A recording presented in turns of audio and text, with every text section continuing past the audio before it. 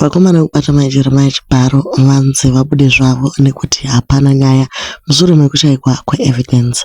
Ivo maJeremiah vareleasa an official statement yekutaura zviri pamwoyo pavo. Welcome back to the channel.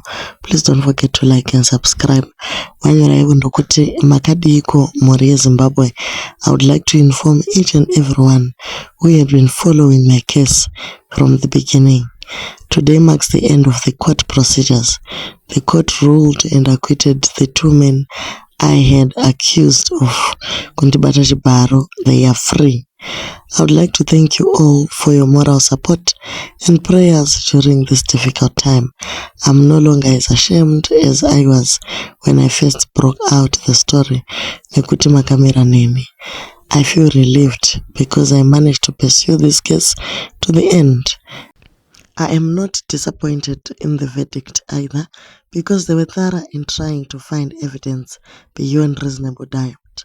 It was always going to be their word against mine, and that is what I am left with, my truth.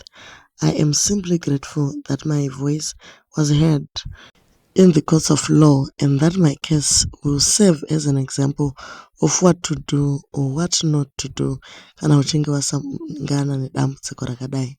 I had every intention of concealing this matter because of the intrinsic details that would not add up. I spent the last 2 months wondering what I could have done right or differently. Asi nguva yekudaro panga pasina kondaida kuti zviitirwe ani. Ndati handikanyarare kukuudzai nekutya kusororodzwa. Ndipo pandave nelife guys, makaita yenyu. Mwari ndiye ega anoziva zvese.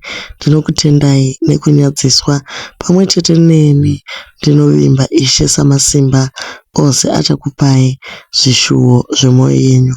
Upenyu ndokubva vasaina out vari kurwadziwa zvikuru nekuti vakomana vanzi mhosva hapana. Hachizi Chibharo chakabatwa, asi kwaiva kuwirirana.